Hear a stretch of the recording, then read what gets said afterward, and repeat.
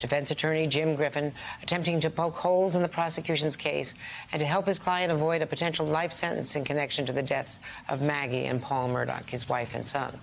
And joining me now, NBC's Ellison Barber outside the courthouse, NBC senior legal correspondent Laura Jarrett, and MSNBC legal analyst Danny Sabalas. So, Ellison, your key takeaways from defense attorney Griffin's arguments today.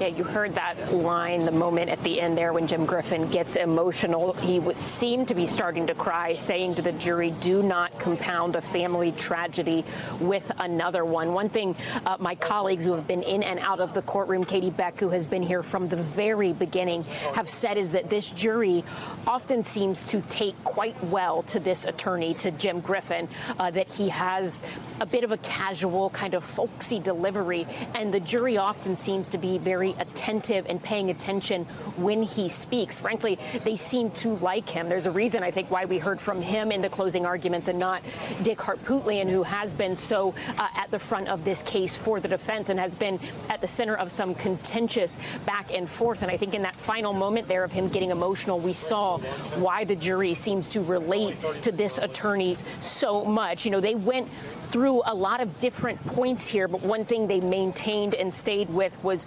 reminding the jury that reasonable proof and what they need to, the burden the state needs to meet here, that one, it is not the defense's burden, but two, that suspicious behavior is not enough for a guilty conviction.